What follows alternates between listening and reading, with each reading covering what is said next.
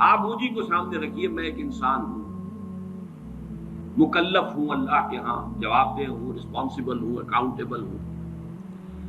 کچھ چیزیں مجھ پر وارد ہوتی ہیں، کوئی مصیبت آ گئی، کوئی تکلیف آ گئی، کوئی بیماری آ گئی، کوئی نقصان ہو گیا، کچھ ہو گیا۔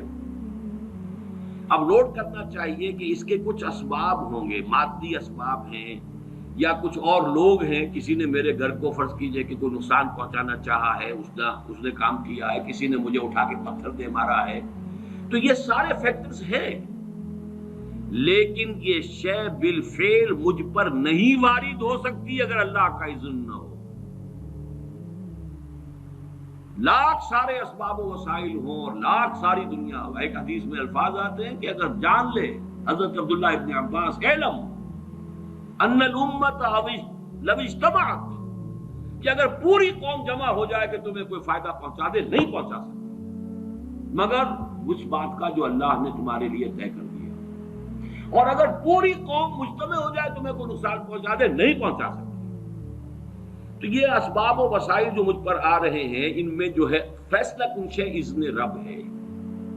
تو میں یہ بھی کہہ سکتا ہوں مجھ پر یہ اس کی لائی ہوئی مصیبت آ گئی، اور یہ بھی کہہ سکتا ہوں کہ اللہ کی طرف سے مجھ پر آیا، وہ خیر ہو یا شر ہو، بالقدر خیر ہی و شر ہی۔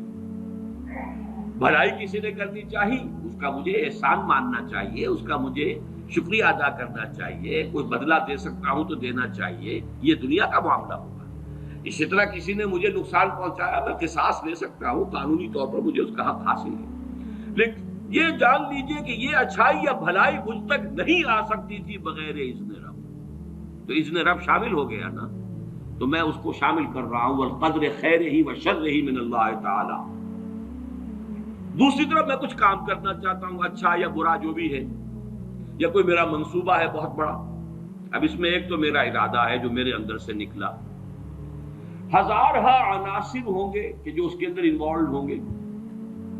بہت سے مادی وسائل اس کے لیے درکار ہوں گے، اسباب نہ ہو جمع تو یہ کیسے کام شروع ہو سکتا ہے؟ اسباب کرے جمع، خدا ہی کا یہ کام، یہ عزم تیرا، یہ مجھے الفاظ پھر یاد آ گئے وہی اکبر الہ آبادی کے، یہ میرے دروس میں اشعار بہت آئے ہیں، اب کچھ ذہن سے اوجل ہو گئے۔ یہ عزم تیرا سعی سے دمساز ہو کیوں کر، عزم تو ہے، عمل کیسے ہو؟ اسباب نہ ہو جمع تو آغاز ہو کیوں کر، اسباب کرے جمع، خدا ہی کا ہے یہ کام، طالب ہو تو خدا سے، تو دعا ہی کا ہے یہ کام۔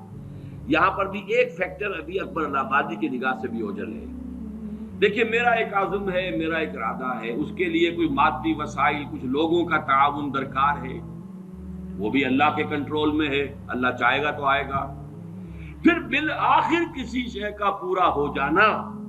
آخری درجے میں پھر اللہ کے اذن کا طالب ہے۔ یہاں تک کہ حضور نے فرمایا کہ جو لقمہ بھی ابن آدم کی حلق سے نیچے اترتا ہے، اب وہ سارا آپ نے اس کے لیے کمائی کی، محنت کی، وہ کھانا پک گیا، آپ کی اہلیہ نے پکا لیا گھر پہ، اب یہ لقمہ اتر رہا ہے، اس وقت بھی اللہ سے اذن چاہتا ہے کہ میں اس کے حق میں غذا کا کام دوں یا زہر بن کر لڑ دوں۔ لہذا میں یہ بھی کہہ سکتا ہوں کہ یہ کام اس طرح ہو گیا، میرے کرنے سے ہو گیا، ان اسباب سے ہو گیا، ان مددگاروں کی مدد سے ہو گیا، اور یہ بھی کہہ سکتا ہوں کہ یہ کام میں نے نہیں کیا، اللہ نے کیا۔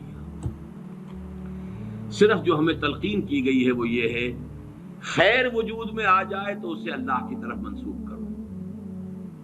الحمدللہ الذی ہدانا لہذا وما کنا لنہتدی لولا ان ہدانا اللہ،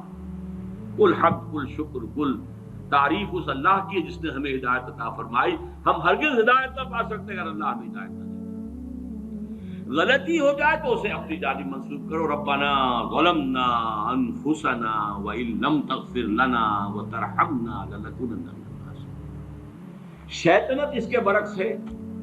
خیر ہے تو میری، میں نے کی، اور شر ہے تو اللہ تو نے کروایا۔